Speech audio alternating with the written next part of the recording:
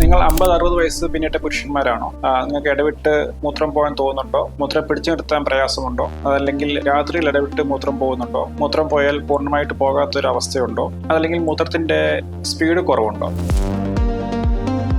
ഈ പറഞ്ഞ പ്രശ്നങ്ങൾ സാധാരണ 50-60 വയസ്സ് പിന്നിട്ട പുരുഷന്മാരിൽ സാധാരണയായി പ്രോസ്റ്റേറ്റ് ഗ്രന്ഥി വീക്കം കൊണ്ട് ഉണ്ടാകുന്ന പ്രശ്നങ്ങളാണ്. നമുക്ക് എല്ലാവർക്കും അറിയാം, പ്രോസ്റ്റേറ്റ് ഗ്രന്ഥി എന്നാൽ നമ്മുടെ മൂത്രസഞ്ചിയുടെ അടിയിൽ മൂത്രനാളിയിൽ കാണുന്ന ഒരു ഗ്രന്ഥിയാണ്.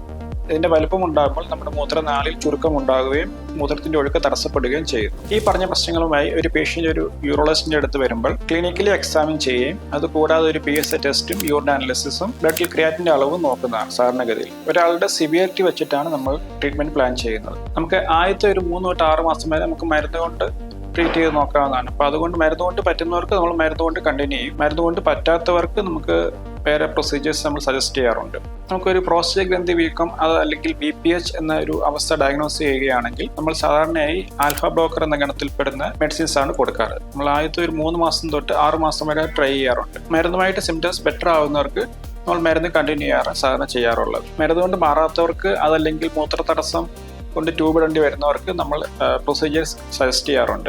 കോമൺ ആയിട്ട് ചെയ്തു വരുന്നത് TURP എന്ന പ്രൊസീജിയറാണ്. TURP എന്നാൽ trans urethral resection of prostate. നമ്മൾ എൻഡോസ്കോപ്പി വഴി തടസ്സമുള്ള പ്രോസ്റ്റേറ്റ് പീസായിട്ട് കട്ട് ചെയ്ത് മാറ്റുന്നതാണ് TURP എന്ന പ്രൊസീജിയർ. വേറൊരു ഓപ്ഷൻ എന്താണെന്ന് വെച്ചാൽ നമുക്ക് പ്രോസ്റ്റേറ്റ് വീക്കമുള്ള ഭാഗം നമുക്ക് ലേസർ വെച്ചിട്ട് എനുക്ലിയേറ്റ് ചെയ്യാൻ പറ്റും. അതായത് ഹോൾമി ലേസർ എനുക്ലിയേഷൻ ഓഫ് പ്രോസ്റ്റേറ്റ് അല്ലെങ്കിൽ ഹോലപ്പ് എന്നാണ് ആ ഒരു പ്രൊസീജിയറിന് പറയാറ്. നമ്മൾ ആ തടസ്സമുള്ള ഭാഗം കംപ്ലീറ്റ് ആയിട്ട് എനുക്ലിയേറ്റ് ചെയ്യും. നമുക്ക് ഈ ലേസർ എവിടേക്കാണ് യൂസ്ഫുൾ എന്ന് വെച്ചാൽ പ്രായമുള്ള ബ്ലീഡിംഗ് റിസ്ക് കൂടുതലുള്ള ആൾക്കാരിൽ നമ്മൾ ലേസർ വെച്ച് സർജറി ചെയ്യുകയാണെങ്കിൽ ബ്ലീഡിംഗ് വളരെ കുറവായിരിക്കും. അതെല്ലാം നമുക്ക് ഫാസ്റ്റ് ആയിട്ട് എനുക്ലിയേറ്റ് ചെയ്യാനും പറ്റും. അപ്പോൾ നമുക്ക് അനസ്തേഷ്യ സമയം കുറവ് മതി. കുറച്ചുകൂടി യങ് ആയിട്ടുള്ള ആൾക്കാരിൽ നമുക്കിപ്പോൾ അതിനൂതനമായി അവൈലബിൾ ആയിട്ടുള്ള റിസം പ്രൊസീജിയർ അതല്ലെങ്കിൽ യൂറോ ലിഫ്റ്റ് നമ്മൾ സജസ്റ്റ് ചെയ്യാറുണ്ട്. റിസം പ്രൊസീജിയർ എങ്ങനെയാണെന്ന് വെച്ചാൽ ചെറിയ സൂചി പ്രോസ്റ്റേറ്റ് ഗ്രന്ഥിക്കകത്തോട്ട് പാസ് ചെയ്തിട്ട് വാട്ടർ വേപ്പർ നമ്മൾ അതിനകത്തോട്ട് ഇഞ്ചെക്ട് ചെയ്യുകയാണ് ചെയ്യാറുള്ളത്.